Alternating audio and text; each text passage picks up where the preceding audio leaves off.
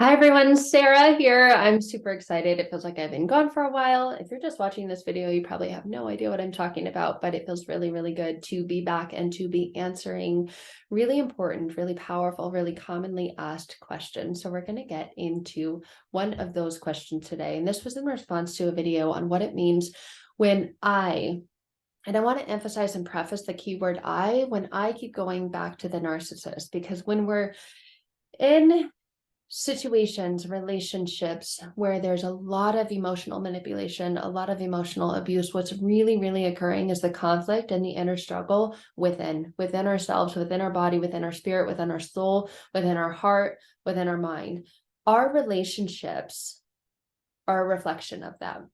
Our external relationships are a reflection of our own personal internal relationship. So if you're looking externally at the quality and status of your relationships and they are confusing, they are chaotic, they are high, they are low, they are all sorts of ways, but a progressive up and growth direction, one that opens you, one that expands you, one that ignites you, one that just lights you up.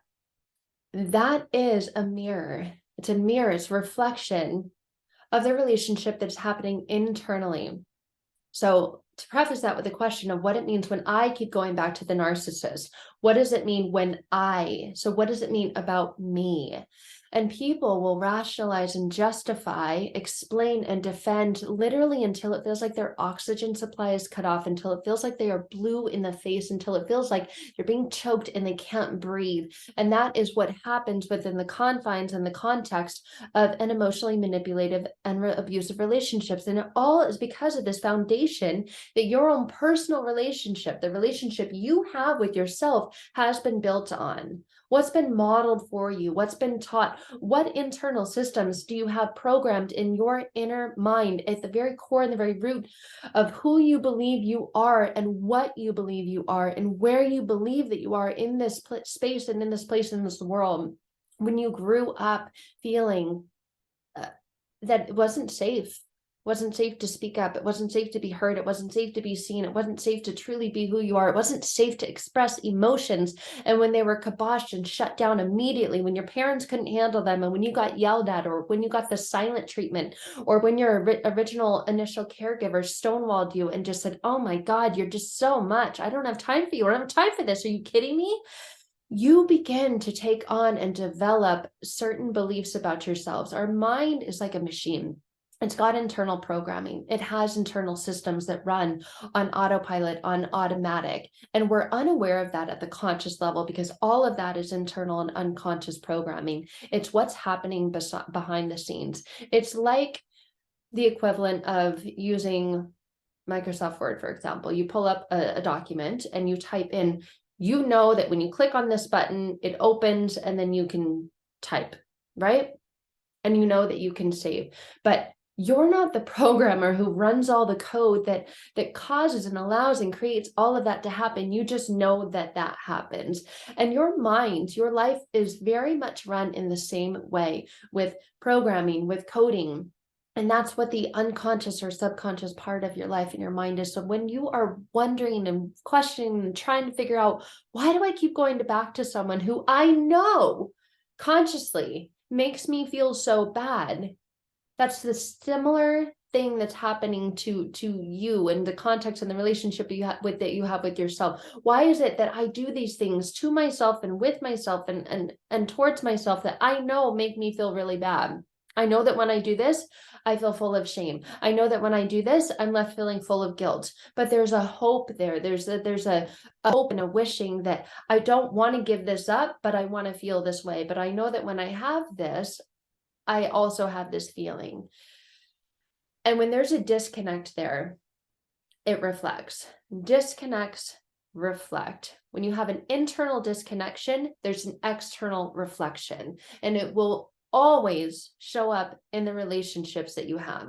Not always the relationship with another person, but the relationship that you have with your body, the relationship that you have with your health, the relationship that you have with your finances, the relationship that you have with your ability to imagine and to hope and to dream. It either is so far out there and so far away that it feels impossible to attain or achieve. So it feels overwhelming, and then you self-sabotage because it feels like, no, it's too far. Or it feels so small that you can't even hope or dream or wish or desire or move towards anything better or different for yourself. So with that said, it's really easy to fall into particular and certain traps, particularly the trap of going back. It is so easy to continue to fall into the trap of going back and to stop going back, because we tell ourselves stories. We believe our own lies. We're with ourselves all the time, and we will say things like, well, nobody knows me better. I've been with this person forever. They know me better than I know myself. That is literally impossible. It is literally impossible for anyone else to know you better than you know yourself. And that is one example of a million lies that you've convinced yourself to believe and embody and be with. So the lies have then become your identity. Your identity is, I can't exist without this person. They're my life source. They're the air that I breathe. They're the blood that pumps through my body. No, that is a lie. It is a giant, big, massive, fat lie that you've convinced yourself to believe that has become your identity. So your identity has become lies. So it's no wonder when you look in the mirror, you want to look away immediately because you don't like what you're seeing. No one likes to see lies. You know that when you're lied to, how horrible and bad it feels, but you are in the position now where you're lying to yourself. You have other people lying to you, and you hear your own inner voice. You can get away from other people's voices for a time, but you can never get away from your own inner voice. And that's now the voice that you're living with. It's the voice you've always lived with. You didn't know it when you were younger because you would hear and you would take on. Little kids are like sponges. They take on other people's beliefs, and they really hear and try and make meaning of what's going on around them and what their position is. Okay, if that person does that after I do this, what does it mean about me? Does it mean that I'm a bad person? Does it mean that I'm a failure? Does it mean that I'm too much? Does it mean that I'm not enough? We have all these stories, and we hear those stories in our mind. So to tell yourself, well, I can't leave them. They know me better than I know myself. And if I leave, that's just a waste of however many years or however much time, and I'll never get that back. Well, whether you were with them or not, you'll never get time back. Time is that constant change. There are so many other things that you can get back, things that you can gain, but time is never one of them. You can never get back when you were 5 years old. You can never get back when you were 10 years old. You can never get back your first heartbreak. And there are many things you don't want to get back, but there are so many things we want to get back. We want to get back to the good times. And in an effort to try and get back to the good times, we tell ourselves lies, and then we try to rationalize the lies so that we feel good. Is this making sense? Okay.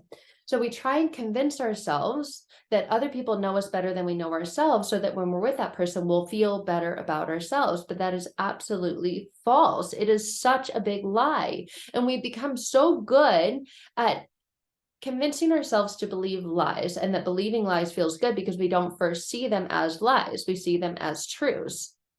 And that's part of the problem, is that we get to a place where we can't identify the lies anymore. We say it's the truth. And then we believe, no, that's true. That's true. But inside, when you say something that's true, that your subconscious mind, the inner, most core, most real, most true, most genuine, most authentic part of you knows it's not true. You feel this, and then we try and push and shove that away. We try and disregard it. We try and not listen to it, because there's a part of us that says, if you go down this road, you will experience loss. You'll experience loss of the relationship. You'll experience loss of this comfort, this connection, loss of the time that you've put in. And our mind is programmed to keep us away from experiencing loss, because loss equals pain. So when we sit with and stay with the truth, you're going to be okay. You are okay. And you're more okay when you begin to believe truths instead of lies. You begin to peel and shed and remove the layers of lies that have been piled on top of you, that you've been living under. Lies like, they know me better than I know myself. I can't live without them. Lies like, we can make this better. If you're dealing with a narcissistic person or a narcissistic situation, it will only ever get worse. And you'll only ever get further away from the truth of who you are. and yourself. By continuing to believe your own lies, by perpetuating the lies that you've told yourself over and over and over again in an effort to avoid experiencing pain. And in an effort to avoid experiencing pain, you're in fact experiencing more pain than if you would be to just sit with the truth and know. I know myself better than anyone else knows me, because only I have been there with me and for me through every situation I've ever lived through. Every single day I've been on this planet, I have been there with me. Other people have come and other people have gone, but I have been there with me through it all. And I know myself. The disconnection is you don't trust yourself. You don't trust yourself because you've believed lies. So how can you trust lies you believed? It's just like in the context, the relationship you have with yourself is very much a mirror of the relationship that you have with the narcissist. You may say, like, I can't trust you anymore. I can't ever believe you because everything you say is, like, most of it's a lie. The same is true with the relationship with you. The same internal dialogue and program and systems are running when you feel that, when you say, okay, I'm ready to do better. I'm ready for this. I'm ready for healing. I'm ready to get out of this mindset. I'm ready for inner transformation. And you hear that in a voice that says, no, you're not. How many times have you said that to yourself before? And look what you do every time. Look what happens every time. And then you go back into that, oh, God, you're right. So there's the truth about you. And the truth about you is believing lies about you. So that's why it feels like such a mind, you know what? It just feels like, what am I supposed to do with all of this? Well, first of all, get to the very core and the very root of what's going on internally and unconsciously, because when that is in alignment with conscious effort, with conscious choices, then you experience rapid and powerful breakthrough. But until they're in alignment, you're going to continue to feel out of alignment, and you're going to continue to try and convince yourself of things that are actually not true, that you're better off with them and might as well go back because they know you better than you know yourself, and there's no one else that knows you better. That's a big fat lie. You know yourself better than they do. It's literally impossible for them to know you better. They have not been in your head. They have not been in your thoughts every waking moment and every sleeping moment. It's a lie. So realize that you've been rationalizing lies. And I always say this, the first step is acknowledgement, awareness, and acceptance. 3 A's. A is the first letter of the English alphabet. So when you begin to realize that A is the beginning of the journey, accepting, acknowledging, and awareness of, I have been doing this to myself. I have been self-harming, self-sabotaging by continuing to believe my own lies, and I'm ready to get out of that state. Then and only then can you begin to make the transition to a much better state. Until then, you're going to continue to justify, rationalize, and maybe not even realize that you're believing your lies. All right, guys, I'm sending you so much love. Please know you deserve all the goodness. You deserve all the grace. You deserve all of the love and the expansion of having a healthy, really, really deeply, beautifully connected relationship with yourself. When you have that with yourself, then you can experience the mirror reflection of having it with someone else. I've got incredible programs available for you. You can find out more in the information and the links in the description below this video. I'm running live programs this year, so I'm super excited about that. Depending on the year that you're watching this, it is now 2023. So we've got Crushing Confidence coming up that will be ran live. And if you miss it live, don't worry. You will still join in and have access to all of the replays and all of the powerful transformation that is going to take place inside of that live container. So I love you. Sending you all the love and all the support in the world. Bye for now.